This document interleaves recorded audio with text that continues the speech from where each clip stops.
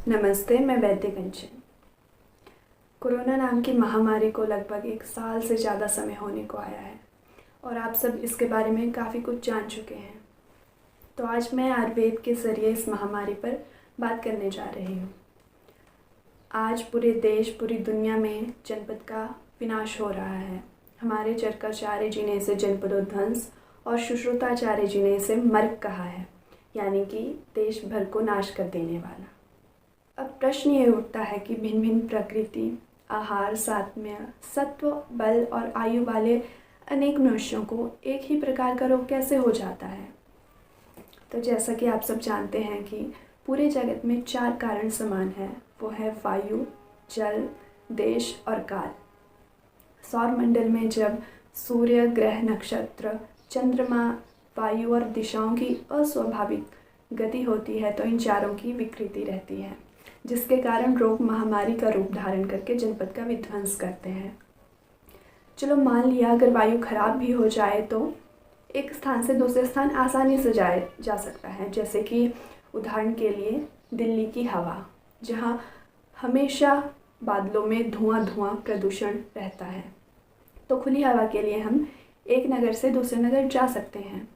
दूसरा, विकृत जल प्रदूषित हो चुका है, लेकिन आज प्यूरीफायर उपलब्ध हैं।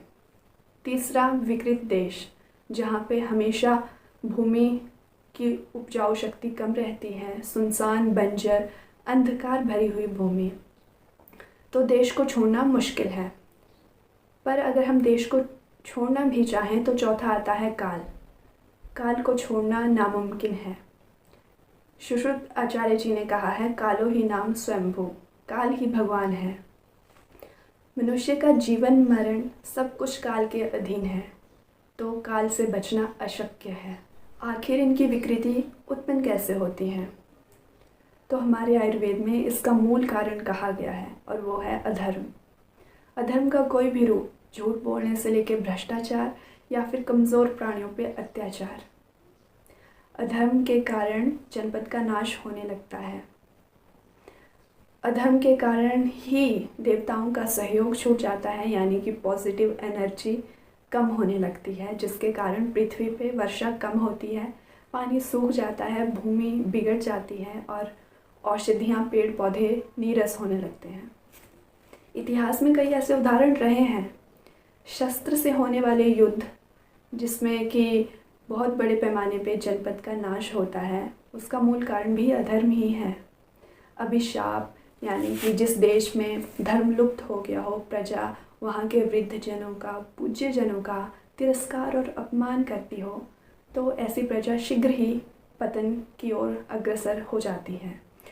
अब प्रश्न ये उठता है कि इस महामारी से बचा कैसे जाए, जनपदोध्वंस में सुरक्षित कैसे रहा जाए। तो आयुर्वेद में बहुत ही सुंदर वर्णन है, जैसे कि अदूषित जल, अदूषित औषधि का प्रयोग करें, पंचकर्म से शरीर का शोधन करें, रसायन का प्रयोग करें, खासकर मानसिक स्वास्थ्य का ध्यान रखें।